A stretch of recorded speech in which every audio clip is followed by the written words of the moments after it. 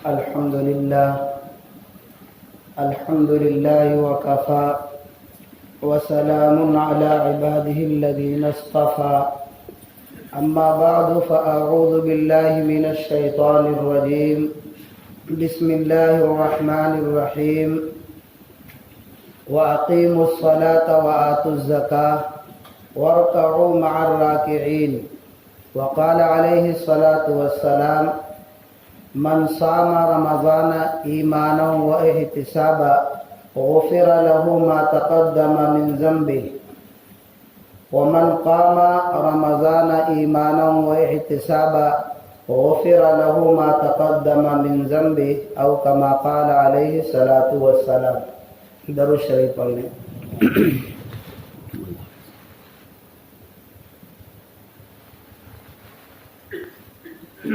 یہ مہینہ رمضان المبارک کا مہینہ انتہائی اہم، بابرکت اور باعظمت مہینہ ہے۔ اللہ تعالیٰ نے آسمانی کتابوں میں قرآن پاک کو چنا، منتخب کیا اور ہر نازل شدہ کتابوں پر اللہ تعالیٰ نے اس کو اہمیت دی۔ ایام میں جمعہ کو اللہ تعالیٰ نے سید الایام بنایا اور فرشتوں میں حضرت جبریل علیہ السلام کو اور فرشتوں کے بنسبت اللہ تعالیٰ نے مرتبہ اور مقام عطا فرمایا۔ انبیاء کرام میں حضرت محمد رسول اللہ صلی اللہ علیہ وسلم کو سید الاولین والآخرین، امام الانبیاء بنایا۔ اسی طریقے سے مہینوں میں 12 مہینے، اس میں رمضان المبارک کو اللہ تعالیٰ نے پسند کیا، چنا اور منتخب کیا اور فرمایا کہ یہ مہینہ میرا مہینہ ہے۔ ہر مہینے میں ہم اور آپ عبادت کرتے ہیں، نماز اس کا بدلہ جنت ہے، حج اس کا بدلہ جنت ہے، عمرہ اس کا بدلہ اللہ قبول کرے جنت ہے، زکوٰۃ اس کا بدلہ جنت ہے، لیکن روزہ اس کا بدلہ جنت نہیں بلکہ روزے کا بدلہ اللہ تبارک و تعالیٰ فرماتے ہیں الصوم لی وانا اجزی بہ، روزہ میرے لیے ہے اور خود میں اس کا بدلہ ہوں، یا اس کا بدلہ میں خود اپنے ہاتھوں سے دوں گا۔ یہ بڑی اعزاز کی بات ہے، اور یہ عبادت ایسی ہے جس میں ریا نہیں، جس میں کوئی دکھاوا نہیں۔ نماز پڑھنے میں 2-4 لوگ دیکھ سکتے ہیں، زکوٰۃ دینے میں کچھ لوگ دیکھ سکتے ہیں، حج عمرہ خیرات کرنے میں دیکھنے والے لگے ہیں، لیکن روزہ صرف بندے کو معلوم ہے، اللہ کو معلوم ہے کہ گھر سے کھا کے آیا ہے کہ بھوکا ہے۔ آپ کے چلنے پھرنے میں، بیٹھنے میں دوسروں کو معلوم نہیں ہوگا کہ یہ کھا پی کے آیا ہے یا یہ روزے سے ہے۔ اللہ تبارک و تعالیٰ کو معلوم ہے، بے ریا یہ عبادت ہے۔ اللہ تعالیٰ اس کو بہت پسند کرتے ہیں۔ پسند کا عالم یہ ہے کہ فرماتے ہیں کہ روزے دار کے منہ کی بدبو جو آنت کے خالی ہونے کی وجہ سے نکلتی ہے وہ مشک سے زیادہ اللہ کو پسندیدہ ہے، اتنا پسند کرتے ہیں۔ اللہ تعالیٰ کو 7 اعمال بہت پسند ہے۔ الاعمال عند اللہ 7 اعمال بہت پسند ہیں۔ اعمالان موجبان، 2 عمل ایسے ہیں جو واجب کرنے والے ہیں۔ واجب کرنے والے ایک عمل کلمہ طیبہ اور کلمہ شہادت کا اقرار ہے، اللہ کی توحید اور اللہ کے رسول حضرت محمد صلی اللہ علیہ وسلم کو اللہ کا رسول اور نبی ماننا۔ جو شخص اللہ کی توحید کا قائل ہو اور حضرت محمد رسول اللہ صلی اللہ علیہ وسلم کے نبی ہونے کا قائل ہو تو جنت اس کے اوپر واجب ہو جاتی ہے، جنت اس کے اوپر واجب ہو جاتی ہے۔ وہ کسی وجہ سے فیصلہ ابتداء نہ ہو لیکن وہ جنت کا مستحق ہو جاتا ہے۔ اور دوسرا عمل جو واجب کرنے والا ہے وہ یہ ہے کہ اللہ کے صفات میں، اللہ کی ذات میں، اللہ کی عبادت میں کسی غیر کو شریک مانا جائے تو یہ جہنم کو واجب کرنے والا ہے۔ یہ دو عمل واجب کرنے والے ہیں، ایک جنت کو اور ایک جہنم کو۔ اللہ کی توحید اور اللہ کے محبوب کو نبی ماننا یہ جنت واجب کرنے والے عمل، اور اللہ کے ساتھ توحید میں، ذات میں، صفات میں، عبادات میں شریک کرنا یہ جہنم کو واجب کرنے والے۔ والاعمالان بامثالہما، اور دو عمل ہیں جو برابر سرابر ہیں اللہ کے نزدیک۔ ایک بندہ کسی نیک کام کرنے کی نیت کر لے اور کسی وجہ سے، بیماری کی وجہ سے، سفر کی وجہ سے، کسی عذر کی وجہ سے، یا زندگی ساتھ نہ دی موت کی وجہ سے وہ نیک عمل کی نیت کرنے کے باوجود کر نہ سکا، تو اللہ تعالیٰ اس عمل کا ویسے ہی بدلہ دیتے ہیں جیسے کرنے والے کو دیتے ہیں۔ نیت کی وجہ سے اللہ تبارک و تعالیٰ اتنا ہی اجر اور ثواب مرحمت فرمائیں گے جتنا کرنے والوں کو دیں گے۔ برابر سرابر کیا نہیں ہے۔ اللہ تعالیٰ کی کتنی مہربانی ہے بندے کے اوپر، کتنا اللہ تعالیٰ بندے پر مہربان ہے۔ عمل کیے بغیر اللہ تبارک و تعالیٰ عطا کر رہے ہیں، اور اتنا عطا کر رہے ہیں جتنا کرنے والے کو دیں گے۔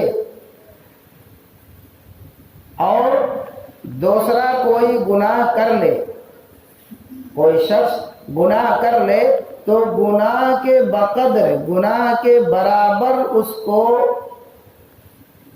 گناہ ملے گا، نافرمانی کے بقدر اس کو گناہ ملے گا۔ جس قدر نافرمانی کیا ہے اسی اعتبار سے برابر سرابر اس کو گناہ ملے گا، نامہ اعمال میں گناہ لکھے جائیں گے۔ گناہ چھوٹا ہے تو اسی اعتبار سے چھوٹا گناہ، بڑا گناہ کیا، بڑا جرم کیا تو اس کے نامہ اعمال میں بڑا گناہ۔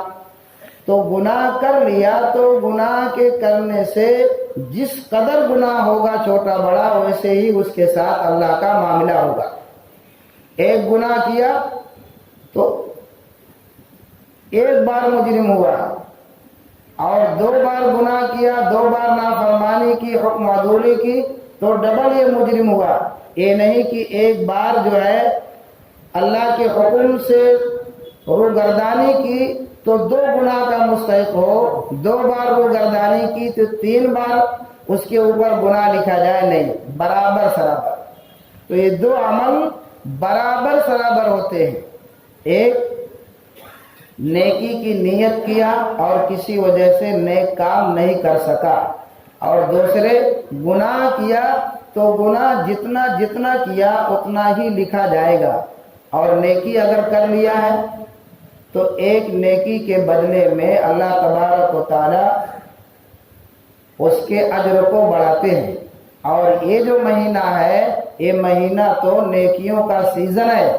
جیسے دنیا میں بازاروں میں سیزن آتا ہے اور ہر موسم اور ہر چیز کا تقریباً سال بھر کے اندر اس کا سیزن اور موسم آتا ہے، اس کا بھاؤ نرخ بڑھ جاتا ہے، ایسے ہی یہ رمضان المبارک کا جو مہینہ ہے یہ نیکیوں کا سیزن ہے۔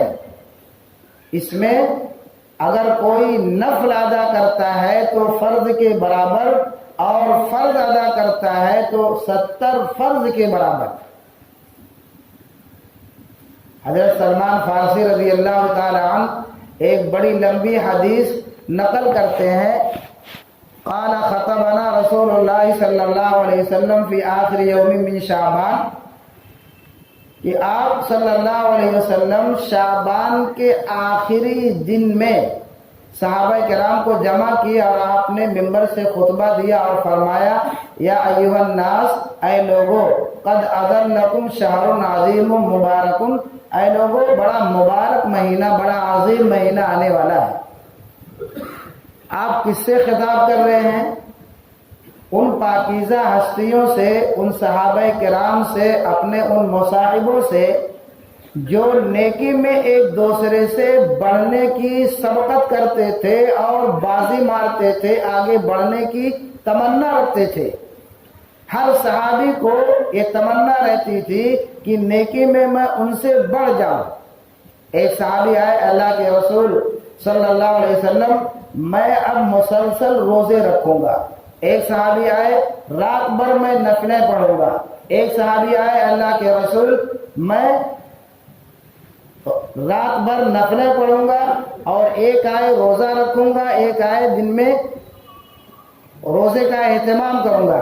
اس طرح سے 3 صحابی آئے تو آپ صلی اللہ علیہ وسلم نے منع کیا اور فرمایا کہ دیکھو میں بھی روزہ رکھتا ہوں، میں بھی نوافل پڑھتا ہوں اور میں بھی نیک کام کرتا ہوں، لیکن مسلسل کسی کام کو پورا 24 گھنٹہ گزار دینا یا دن کے اکثر اوقات گزار دینا یہ بہتر نہیں ہے۔ اعتدال کے ساتھ عبادت کرو۔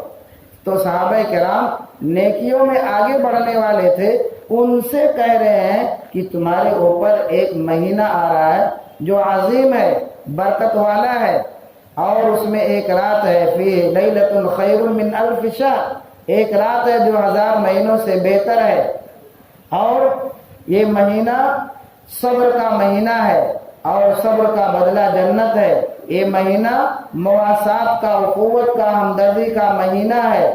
جو کوئی کسی کو افطار کرائے تو اللہ تعالیٰ اس کے گناہوں کو معاف کر دیتے ہیں اور جہنم سے چھٹکارا دیتے ہیں۔ صحابہ کرام نے عرض کیا، اللہ کے رسول ہمارے پاس تو وسعت نہیں ہے کہ ہم افطار کرا سکیں۔ آپ نے کہا کہ ایک گھونٹ پانی اور لسی سے بھی اللہ تعالیٰ یہ اجر مرحمت فرماتے ہیں۔ آپ نے فرمایا اس مہینے میں اللہ نے 3 حصہ رکھا ہے۔ ایک حصہ جو پہلا عشرہ ہے وہ اللہ کی مغفرت، اللہ کی رحمت کا حصہ ہے، یہ مغفرت والا نہیں رحمت والا یہ عشرہ ہے۔ اور دوسرا جو عشرہ ہے وہ مغفرت کا عشرہ ہے، اور تیسرا جو عشرہ ہے وہ جہنم سے آزادی کا عشرہ ہے۔ پہلا عشرہ رحمت کا ہے، یعنی جو بندے رمضان سے پہلے ہی ان کی زندگیاں اللہ کی فرما برداری میں گزر رہی تھیں، تو ابتدائے رمضان سے ان کے اوپر اللہ کی رحمت نازل ہونے لگتی ہے۔ ایک ہے نعمت اور ایک ہے رحمت۔ نعمت پا کر اگر شکر گزاری ہوئی تو اللہ کی رحمت آتی ہے، اور نعمت پا کر شکر گزاری نہ ہوئی تو اللہ تعالیٰ کی طرف سے پکڑ آتی ہے۔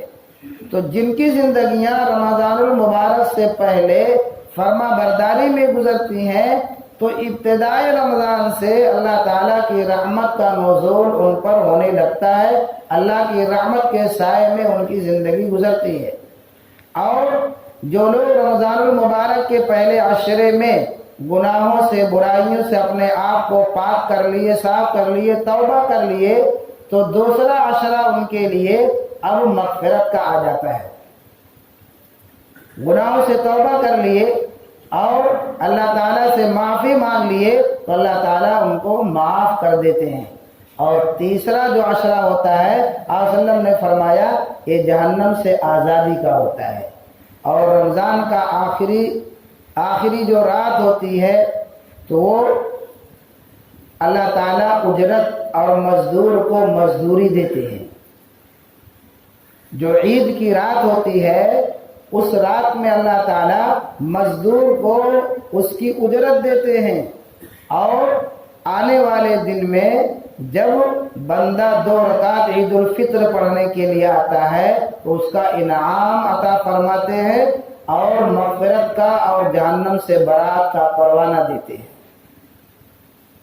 تو آپ نے فرمایا کہ 3 عشرہ ہے، اور فرمایا کہ اس میں 2 عادتیں زیادہ کرو، ایک استغفار کی اور دوسرے لا الہ الا اللہ محمد رسول اللہ پڑھنے کی۔ توحید اور استغفار، اور 2 چیز اپنے گناہوں سے توبہ اور جہنم سے براءت، جہنم سے بچنے کی دعا کہ اللہ جہنم سے بچا لے، اور گناہوں سے توبہ۔ 2 چیز کی کثرت، توحید کی اور استغفار کی، اور دو چیز سے پناہ یعنی توبہ کرے گناہوں سے اور جہنم سے پناہ مانگے. یہ لمبی حدیث ہے. یہ کس کے سامنے؟ آپ صلی اللہ علیہ وسلم نے صحابہ کرام کے سامنے عرض کی. نیکیوں میں ان کا عالم یہ ہوتا تھا کہ رات بھر ان کو اللہ کے راستے میں رہنا، کھڑے رہنا، عبادت کرنا، قرآن پڑھنا، قرآن سننا اور مسائل کو جاننے کے لیے دور دراز کا سفر کرنا ذرا بھی ناگوار نہیں گزرتا تھا. تو یہ مہینہ اس کی عظمت کا لحاظ جو شخص کر لیا یقیناً وہ کامیاب ہو گیا. اس مہینے کا انتظار سلف کو، اولیاء کرام کو، دینداروں کو، نیک لوگوں کو 6 مہینہ پہلے سے رہتا ہے. اور خود آپ صلی اللہ علیہ وسلم نے اس مہینے کے آنے سے 2 مہینہ پہلے آپ نے اس مہینے میں اپنے وجود کے رہنے کی دعا کی، جو کئی بار جمعہ میں سن چکے ہیں. اللہم بارک لنا فی رجب و شعبان و بلغنا رمضان. تو آپ 2 مہینے پہلے سے آپ اس کا اہتمام کرتے تھے کہ یہ مہینہ مل جائے. وہ مہینہ ہمیں اور آپ کو اللہ نے عطا کیا ہے. اب ہماری ذمہ داری ہے کہ اس کے ایک ایک لمحے کی، وقت کی قدر کریں. اور روزہ ٹوٹتا بھی ہے، روزہ مکروہ بھی ہوتا ہے. دیکھیے وقت بہت کم ہے اور اصل بیان کرنا ہے زکوٰۃ پر. جو آیت ہم نے تلاوت کی ہے وہ زکوٰۃ کی ہے. زکوٰۃ کے مسئلے بتانا ہے.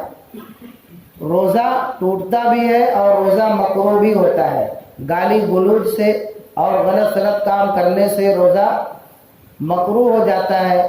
نگاہ، ہاتھ پیر کا صحیح استعمال نہ کرنے سے روزہ مکروہ ہو جاتا ہے. بار بار تھوک نگلنا روزہ مکروہ ہو جاتا ہے. جان بوجھ کر ایسا کام اپنے ذمہ لینا جس سے روزہ توڑنے کی نوبت آ جائے روزہ مکروہ ہو جاتا ہے. یہ سب کاموں سے روزہ مکروہ ہوتا ہے. اور روزے کی حالت میں جان بوجھ کر کھانا، جان بوجھ کر پینا، بیوی سے صحبت کرنا، اس سے روزہ ٹوٹ جاتا ہے.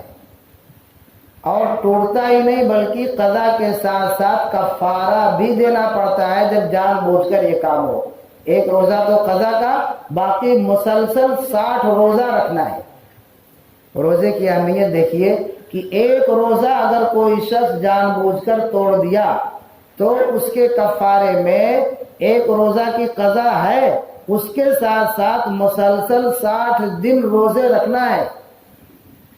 اگر وہ 60 دن میں 59 دن روزہ رکھا اور بیمار ہو گیا، اب جب ڈبل سے شروع کرے گا پھر 60 دن کے اعتبار سے شروع کرے گا. یہ ہے روزہ. اور روزے کا کمال، روزے کے اندر اللہ تعالیٰ نے کتنی فضیلت رکھی ہے. فرماتے ہیں کہ رمضان کا فرض روزہ اگر کوئی شخص چھوڑ دے اور زندگی بھر اس کی قضا رکھے تو رمضان کے فرض روزہ کی برکت نہیں پا سکتا.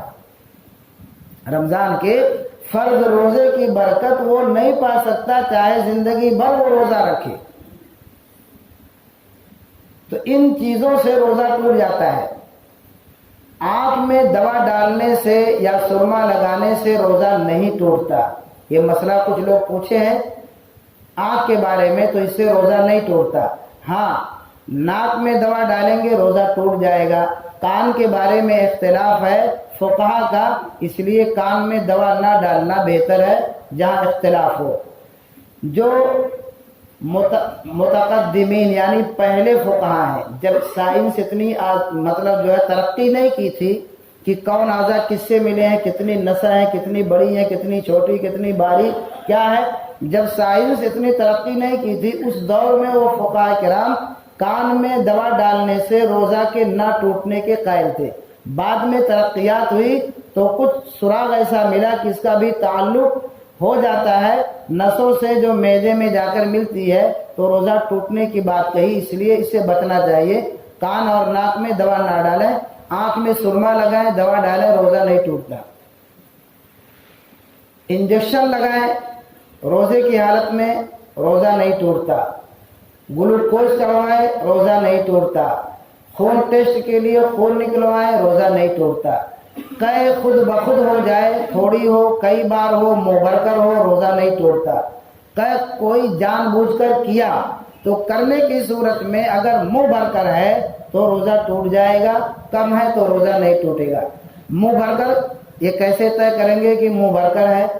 जब मुंह में इतना पानी आ जाए कि बंद करना मुश्किल हो तो कहा जाएगा मुंह भरकर, और अगर बंद करना मुंह मुश्किल ना हो तो उसको कहेंगे मुंह नहीं भरा है, रोजा नहीं टूटेगा। तो ये सब मसाइल हैं रोजे के। असल ज़कात का मसला बताना है। ज़कात ये इस्लाम के बुनियादी अरकानों में ये दूसरा रुकन है। ज़कात इसमें सुस्ती होती है, इसलिए इसका बताना ज़रूरी है। इस्लाम के बुनियादी अरकान में दूसरा जो रुकन है वो ज़कात है, और जहाँ जहाँ नमाज का तज़किरा है वहाँ वहाँ ज़कात का भी तज़किरा है। अक़ीमुस सलात व आतुज़ ज़कात अल्लज़ीना युक़ीमूनस सलात व यूतूनज़ ज़कात कि नमाज के साथ साथ बदनी इबादत नमाज है और हज है, और माली इबादत ज़कात है। बदनी इबादत में आप किसी को अपना नायब नहीं बना सकते कि मैं फजर में सोता हूँ, आप 2 रकात मेरी पढ़ के आ जाना। आप हज करने जा रहे हो, मैं यहाँ तिजारत में दुकान में बैठा हूँ, मेरे तरफ से आप हज कर लेना, फर्ज अदा हो जाए, नहीं। जो बदनी इबादत है उसमें नाइबीन का मामला नहीं रहता कि एक कर ले दूसरे का अदा हो जाए। हाँ, माली जो इबादत है जैसे ज़कात है, सदका है, खैरात है, आप अपने हाथ से दे तब भी ज़कात अदा होगी, सदका खैरात अपने हाथ से दे तब भी ज़कात अदा होगी, दूसरे के हाथ से दिलाएं तब भी ज़कात अदा होगी। और ये बेहतर है कि आप दे रहे हैं आपको सवाब मिला, जिसके हाथ से दिला रहे हैं, बेटे के हाथ से, बीवी के हाथ से और किसी अपने घर वालों के हाथ से, तो उसको भी सवाब मिल गया। एक ही पैसे में कई लोग सवाब के हकदार हो गए। और मकसद क्या है? ज़कात से, सदका से जो सामने मजबूर है, जो सामने ज़रूरतमंद है, वहां तक इमदाद का, ताउन का पहुंचना। आप दे तब भी पहुंचेगा, आप किसी से दिलवाए तब भी पहुंचेगा। तो ज़कात इस्लाम के बुनियादी अरकान में से एक दूसरा रुकन है। ज़कात के माना क्या है? ज़कात के माना पाक करना। अल्लाह ताला ज़कात जो निकालते हैं उसके माल को अल्लाह पाक कर देते हैं। जैसे इशारा है इस बात की तरफ कि जब अल्लाह माल को ज़कात से पाक करते हैं तो इंसान को खुश दिली के साथ ज़कात निकालना चाहिए, देना चाहिए। जैसे बदन पर आपके कीचड़ लग गया और कोई आकर अपने हाथ से या पानी से साफ कर दिया, कपड़े पर आपके मिट्टी गर्द और गुबार लग गया, कोई आकर झाड़ दिया, साफ कर दिया, तो आप खुश होते हैं, शुक्रिया अदा करते हैं। कोई मजदूर हो, शेर का कपड़ा धुल दिया करे, बदन साफ कर दिया करे, नहला दिया करे, तो कितना खुश होता है, उसको उजरत भी देता है, मानता भी ज्यादा है। तो जो लोग ज़कात देते हैं तो अल्लाह ताला उनको मानते भी हैं और ज़कात देने की वजह से माल को साफ कर देते हैं और उसके माल को कई गुना बढ़ा कर देते हैं। मज़ल्लज़ी युक़रिज़ुल्लाह क़र्ज़न हसना फ़युज़ाइफ़हु लहु अज़आफ़न कसीरा वल्लाहु यक़बिज़ु व यबसुतु व इलैहि तुरजऊन। अल्लाह ताला कई गुना बढ़ाते हैं और अल्लाह ही के हाथ में है कि अल्लाह चाहे बढ़ाए और चाहे कम करे। वला यहसबन्न अल्लज़ीना यबख़लूना बिमा आताहुमुल्लाहु मिन फ़ज़लिही हुवा ख़ैरन लहुम बल हुवा शर्रुन लहुम सयतवक़ूना मा बख़िलू बिही यौमल क़ियामा। कि वो लोग जो बुख़्ल की वजह से कि माल कम हो जाएगा ज़कात नहीं देते हैं, वो ये ना समझे कि हम अच्छा कर रहे हैं, बल हुवा ख़ैरन लहुम, कि हम अच्छा कर रहे हैं ये ना समझें, बल हुवा शर्रुन लहुम, यकीनन बहुत बुरा कर रहे हैं। सयतवक़ूना मा बख़िलू बिही यौमल क़ियामा। फरमाते हैं अल्लाह तबारक व तआला कि एक तौक बनाया जाएगा, किसका? सांप का। उन मालों को सांप की शक्ल देकर, गंजा सांप, वो शक्ल देकर तौक बनाएंगे, उसके गले में डालेंगे, जो डसता रहेगा, वो डसता रहेगा।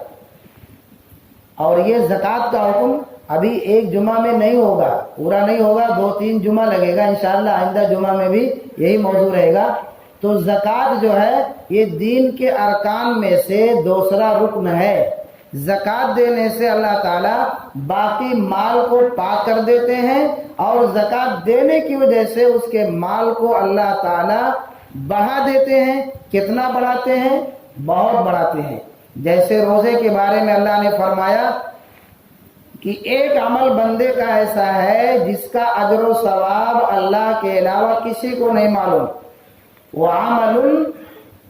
وَعَمَلٌ لَا يَعْمَلُ ثَوَابَهُ إِلَّا اللَّهُ، ایک عمل ایسا ہے کہ اس کا ثواب اللہ کے علاوہ کسی کو نہیں معلوم، وہ ہے روزہ۔ ایسے اخلاص کی وجہ سے جو زکوٰۃ اخلاص کے ساتھ دی جاتی ہے اس کا ثواب اللہ کتنا بڑھاتے ہیں؟ ایک نیکی کا بدلہ اللہ تعالیٰ 10 عطا فرماتے ہیں۔ من جاء بالحسنۃ فلہ عشر امثالها، ایک نیکی کریں گے تو اللہ تعالیٰ 10 بدلہ دیتے ہیں۔ یہ اصول ہے، اس میں کمی نہیں ہوتی۔ دنیا کے مارکیٹ میں کمی ہوتی ہے، اللہ کے مارکیٹ میں کمی نہیں۔ چڑھا ہوئی چڑھا ہے اور ذاتی ہی ذاتی ہے، اضافہ ہی اضافہ ہے۔ اور اخلاص کی بنیاد پر وَعَمَلٌ بِسَبْعِ مِثْلُهَا کی 7 گنا اللہ تعالیٰ دیتے ہیں۔ 7 بِسَبْعِ مِئَةٍ کہ اللہ تعالیٰ 700 گنا دیتے ہیں۔ ایک عمل کا بدلہ 10، یہ اللہ تعالیٰ کا اصول ہے، اور ایک عمل کا بدلہ 700 گنا، یہ اللہ تعالیٰ اخلاص کی بنا پر، جس کو اللہ تعالیٰ نے قرآن پاک میں ایک مثال سے سمجھایا کہ ایک دانہ جو کاشتکار زمین میں ڈالتا ہے اس سے ایک پودا نکلتا ہے، اس میں 7 بالیاں ہوتی ہیں، ہر بالی میں 7 بالیاں ہوتی ہیں، ہر بالی میں 100 دانے، تو 7 بالی میں 700 دانے۔